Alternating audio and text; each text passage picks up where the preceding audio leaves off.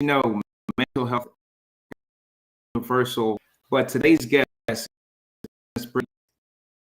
She, she's here to tell us about her story and how she overcame adversities and how she made within her life.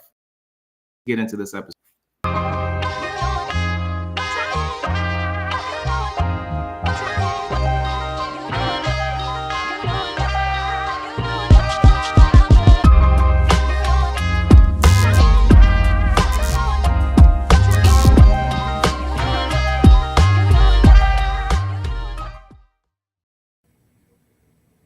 Ms. Brittany, welcome to the Parenthood podcast. Hello. How you doing? How you doing? Doing great. I'm so glad and grateful to be here today with you. So thank you for having me. Awesome. Happy to have you on.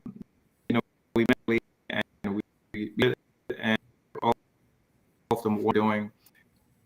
Here's your story of where you came from and to now to the space of. And it's very, very passionate about mental health, man. I'm very, very keen on someone like you to share. So, and can you tell us a little bit about even get to even like this profession? Well, it's just crazy how God takes you on so many different journeys in life. Originally, like I tell everybody when I tell my story, when I went to, I graduated from the University of North Texas, Mean Green. And like I tell everybody, I actually went to school for business.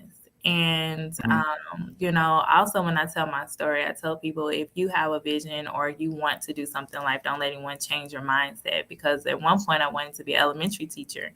And somebody was like, no, you don't want to do that. And so I changed my major. That's how I ended up with business. But then after working in corporate America, God took me on that journey to actually become a teacher. I got my alternative cert and I saw things differently. Working with middle schoolers, I saw day one that they needed my help beyond what I could offer as a teacher. And so that led me to school counseling. But then I realized as a school counselor, you don't get to counsel. So that's what led me on the journey of mental health, especially during COVID. And just knowing everything that people were dealing with mentally, I was like, wow, this is big. Like, people really need help. Most definitely. I remember during when my son was at home, they were getting to the transition of that it like really like bothered him, the social engagement that he normally had, and he like some of the teachers were struggling to keep the kids' attention and classwork, and so it's amazing that you read that and saw that needs to be something of that sort. Yes. So your success, and I know that you're challenging, and that's what drew me into you in regards to what you've been through youth, and to find that now you're serving that graphic. A bit of, I was like, what was it like for you growing up? Ooh, for me growing up, it was a lot. I dealt with a lot of mental and physical abuse. It was a lot. A lot of times, people would, actually, I'm from Cedar Hill in Texas. So, a lot of people think that because you grew up in the suburbs, your life is just kind of things are handed to you on a platter. But that wasn't the reality for me. I had to, be that sibling that had to take care of my younger siblings. And it was just a lot. But for me, when I look back in my childhood, there's a lot of dealing with mental and physical abuse. I didn't find out who my biological father was. I knew about him when I was like 12, 13, but I didn't get to meet him until like my sophomore, well, actually it's my junior year in high school. And I'll never forget the day when I found out about him. I was shocked because I had my father that raised me, my stepfather, but I found out at church. And I remember my cousin, I said something about like, that's my dad. And she was like, girl, that's not your daddy.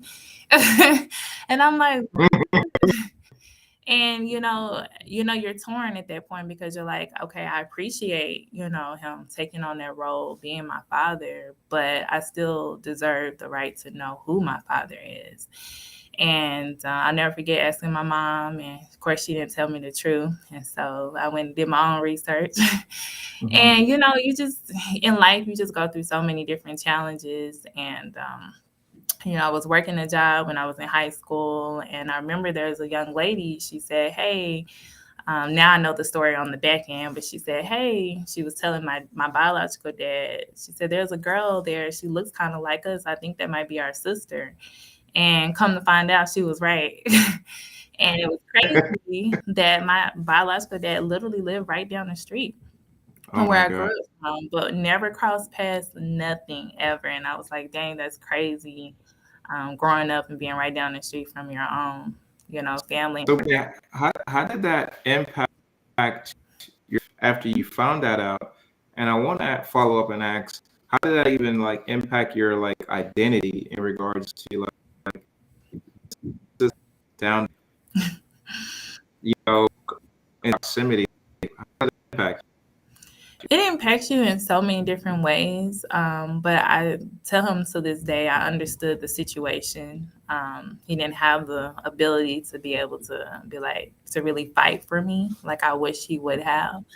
But you do encounter identity crisis because you're like, okay, all this time I thought this was my father and it's not. And your mind just spirals. You're like, okay, I would love to know, do I have any siblings? Or it's just so much. Am I like him? You wonder, like when you're growing up, you? Right. like what parts of me is my father, what parts of me is my mom, and just different things. Wow. As to your story, I could just think about, and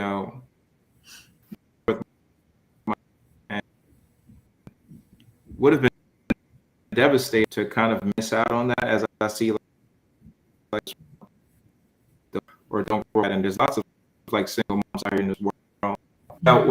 what I'm thinking about, some of these big highlight moments in someone's life, like Sweet 16, like some birthdays, graduating school, all of these, like you want to like celebrate your parents and things like that. Did any of that impact you as a kid growing up, and did you even give that?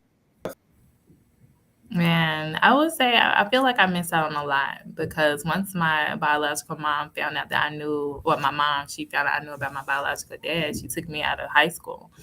So I didn't Mm, get a chance to graduate with my class, and a lot of them oh, was wondering like, "What happened?" And I would have been at the top 10% of my class because academics we didn't play that growing up, and so right, it right. was devastating because she found out I was, talking to him and sneaking to call him on the phone once I had his information, and so she took me out of school, and I just feel like I missed out on so many, just different opportunities, that you get to encounter when you graduate from high school, or like you said, having those big moments that you can have with both of your parents. So some kids growing up made some form of like resentment, when you're going through that, right? Especially Yeah. when you become much more of an adult. You like, oh, did you use either culture? Did you use that as to like fire you up to like pursue in life? For me, I did have some resentment because I feel like at the end of the day, as an adult, you should take some responsibility. Hmm. It shouldn't be, why am I having to suffer for the things that I should already know? But then what it did, it made Right. me realize that, like with my own daughter and my own children, is to make sure that no matter what happens, that they can always have that relationship with their fathers. And so I don't want to be the one to get in the middle of that. And if there's something that's in between or a difference that I have with their fathers, for us to be able to either work that out or for my children to see that on their own and make their own decision. That's not my job to make that decision to keep them away. So for me, I use it as fuel for the fire to say, okay, I'm going to push forward, not going to allow these situations to stop me from being great and be able to help others. And I think that's what helped me help other students in the classroom when I was working with middle school students, and just being able to know, like, okay, no, your home life might not be the best. We don't get to pick our parents and our family, That's but being true. able to push through, we have control over what we do have control in pushing forward. Speaking of push through, so you've been able to profession, right? After you've seen what it's like to like, can you tell us a little about your business going now and how you're making an impact? Yes. Well, actually, it was crazy because I started off with one business name. And Uh-huh. really, in my season a month ago, I was like, Lord, I want everything to be in alignment. And so from there, I ended up changing everything to Empower You, Crown Up, because it has a much powerful message, Hmm. where we know that we can empower our youth, and not just the youth, but adults as well. And so with my book, it's been a spinoff. The title of my book is Stop the Drama, Stop Comparing, Focus on You. But it's become a spinoff to really help parents and really allowing people to have that self care and take the time to fill up their cup first. So that way they can be all that they can be to their families, and just really know how they can communicate, have that sisterhood with each other. And for our youth, understanding the power of their crown, understanding their self worth. And it's just been really phenomenal, and just being able to help our youth understand themselves, because the music they have is not the best. It's not very influential. And I realized that they don't have solid, families to show them, like, this is how you should act or carry yourself as a young lady. And so it's really been phenomenal to really just say, hey, moms, come on this self care retreat, get your life together, which has been amazing for our entrepreneurs and everyone, to remove them from their environment and make them take their self care personal and serious. And just really for our teens and youth to be able to know their worth, because it starts when they're young. Now, speaking of your book, if you can tell us a little about your book, what reader, when they pick up your book, learn from your book, and where can they find your book as well? Well, with my book, Stop the Drama, Stop Comparing, Focus on You, this book is about empowering our youth. When I wrote this book, it was inspired from me being in the classroom and working with teens, predominantly teen girls, and having a daughter of my own. I feel like if I had never gone into the classroom, I would not have been able to handle the challenges with my own children. But it just really gave me a different outlook to know that our children need a solid foundation. And so this book is about empowering, getting them ready for the real world. As we know in life, I wish I would have had someone tell me, hey, do this, do that, or be aware of this, or be mindful of getting connected to these types of people. And so this book is about helping, our youth to really just say, hey, let me make some solid decisions, and let me have a solid foundation in life. Tell me how I think about some of the things that, and I think about like direction where my life was going. And it was not until I got into much more structured and much leadership and people around me that like truly cared about me, that even helped me my life. So I got into the program because I could draw and I could paint. Luckily, like people being us in that space. And then once I got into football, I had a really good, she like care of me, like she was doing the right things in school and stuff like that. So for you to be able to put out, book where anyone could pick up, maybe, or parent could pick it up and start giving them tips and some guidance, I think is truly phenomenal. I want to ask you now something about being a parent, because you've obviously been through stuff. Now you're not pouring into your own kids. What is it like now to be a mom and now to be a man? And you also so you got to deal with personalities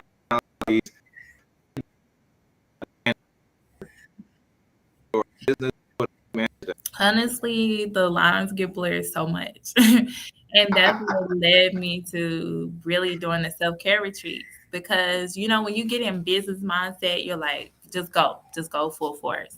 But then things happen, life happens, especially having four children, is always something going on, right? Somebody needs Mhm. something, somebody, something.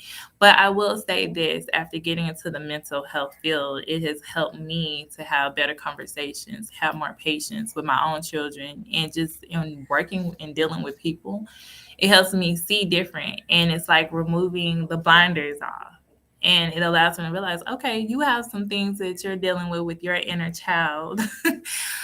It's different than attacking people, but it helps you realize, like, okay, now I'm gonna look at this differently from an aspect of where I can help you be better. And so I just feel like now it has me in a place of being more patient with people and understanding that adults are really big kids, dealing with that inner child inside of them. And it helps me to be able to communicate better with people.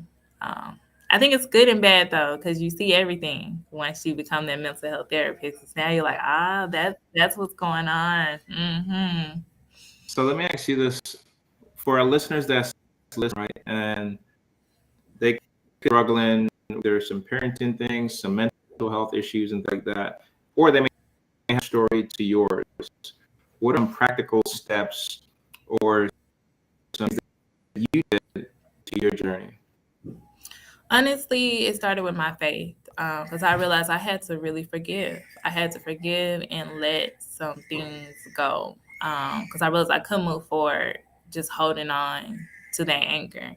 And what helped me realize is that people that did you wrong, they sleep good at night. You the one trying to figure this thing out, and they not.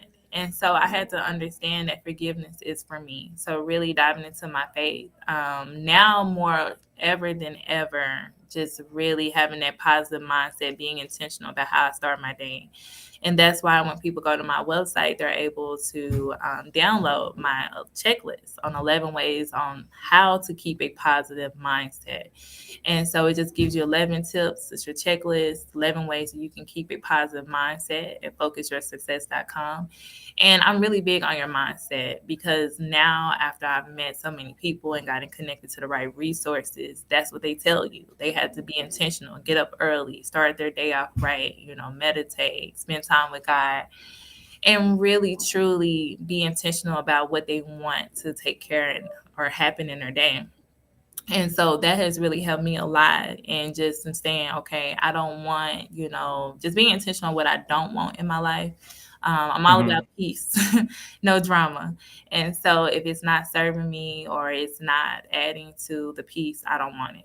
And so really just being intentional on who I have in my corner, who I have in my space, and just really just being intentional with the mindset. I think the mindset is the biggest thing, being mindful of what you listen to and just speaking at words of affirmation, because I realize that we have to build ourselves up. And I tell my clients all the time, if someone tells you you're beautiful, you're not going to believe it until you believe it.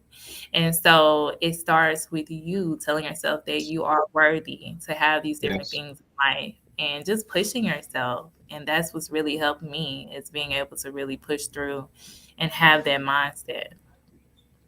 Well, definitely everybody's born to your without That's right. doubt. So what you said is profound to me. Repeating it and saying it, and it tests towards and belief. And it sounds like it's charged to where you're at now today in life. Talk to our audience and just share with them maybe some of the things that you've been with and like how God has gotten you through some of those situations. Some of this podcast and they're on the and they could be struggling with something. Can you share a little bit of testimony of that and He delivered you in transformation? Oh, it was so much. But hearing you talk when you're saying that, what came to my mind was when I was in high school. There was a point where I honestly wanted to take my life. I did. And so it kind of, leads to my role now in helping our youth, being a counselor. When people make statements or say they want to take their life or hurt somebody or somebody's hurting them, I don't take it lightly at all, because Mm-hmm. you never know. You never know. And so for myself, when I was in high school, I'll never forget, holding the knife, really about to go through with it. And I would never, and God puts you in certain situations the way He does for a reason. Like literally the next day, we were taking my dad to work.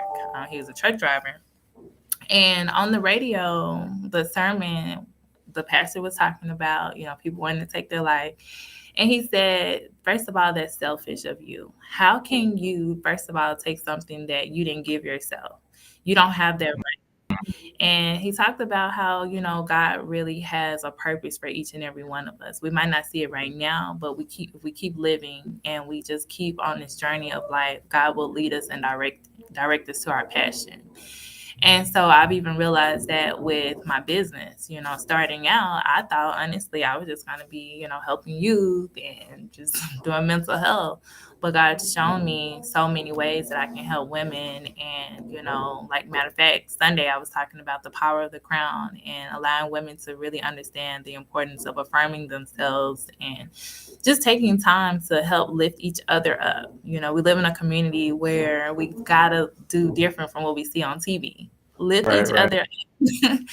And so through that journey growing up, I'm so glad I didn't, try to take my life, most definitely. But I feel like the reality of it is we've all been there at some point in our life where things we just don't see the end. And if we keep living and we keep living life and we keep going, we will get there and we'll find our own true happiness. But also understanding that happiness is from within. No one, no thing can make you happy. It's you finding your own happiness within. Thank you for that, Brittany. Something just popped into my head. You're the only person that I'm talking to that is fully qualified to help a lot of kids, right?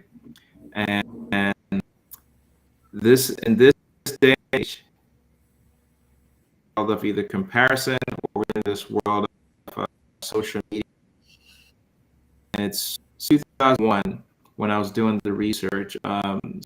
Social media has led to some signs pointing to depression, suicide. For that listening right now, can you just talk a little about when clients come to you prescribe each place? That with kids, right? So I just wanted to know. You probably hear this all the time, bro. Is there some things that's listening right now could take back, take away from the podcast, and not even know what's going on? Yes. Well, first of all, I would say this as a parent, take them serious if they're saying, things like they want to kill themselves or hurt themselves. Because I talk to a lot of parents who are like, oh, they just playing. Oh, they just use that language. Well, if they are just using that language, we have to redirect the type of language that they are saying because our words have power. And a lot of times people don't understand or realize that, if you keep saying something, like I tell people all the time, if you keep saying you're going to have a bad day, then you're going to have a bad day. So it starts with you helping your child redirect their language, be mindful of what they're watching, and sit down and have conversations. Because with social media, we're going, going, going. Now, everyone's having to work multiple jobs just to keep their homes afloat. And so we really have to start taking the time out to sit down and actually communicate and talk to each other. I know a lot of parents are like, okay, well, they won't put the phone down. Well, you have to start making your child do it. Even if it's 30 minutes, while you have dinner. We have a rule. I'm like, no phones at the table. You want to get attitude? Okay, well, then you're not going to have your phone later on. So then everybody's like, oh, Mom, how was your day? But you got to find ways to get our kids to talk and just really connect with your children because their day is hard too.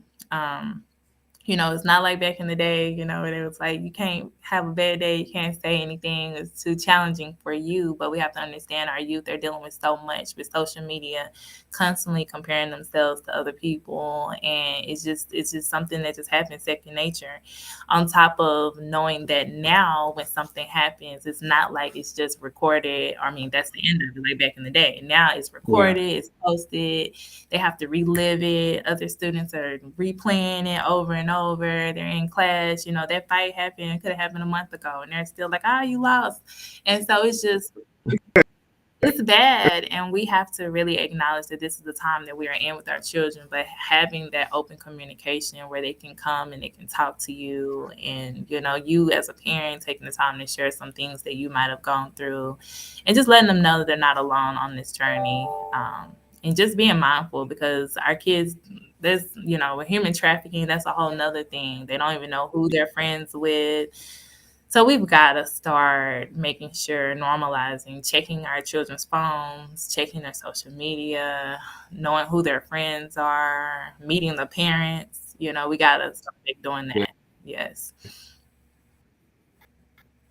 So since I've been doing this, a lot of stories, and some of the days are good days, and some of the days are stories. I love in regard to hearing people's advice to help. It's like when you're in stories of helping, you're hearing it, and hearing the stories. How do you manage your good be able to work? How do you maintain your mental health when you're doing things like that? Well, for me, I've had to start doing a check and balance because when things are good, I don't know if y'all remember, how you hear about the storms in your life. They say either you're getting ready to go into a storm, you're coming out of a storm, or you're in the storm.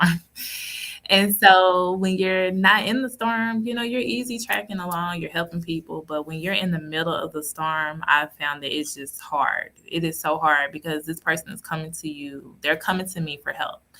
And my job is to help them. And so I've had to learn that I've got to set some balances in place for myself to make sure that I am taking care of me. I'm making sure that I, exercise and just do things that I need to fill up my cup first. So that way I can pour others' cups. Because when you're running on E, it's hard. It's hard to be a mother. It's hard to be a counselor. It's hard to do anything that you need to do. And so for me, I had to really start checking with myself because in this field of helping people, you're always like, yes, I can do it. I can do it, overextending yourself. And then when you're running low, you feel like no one's there to pick you up off the ground. Absolutely. So I don't know if you can keep an intro. Can you share a story of how maybe came to you and impact that in some nice?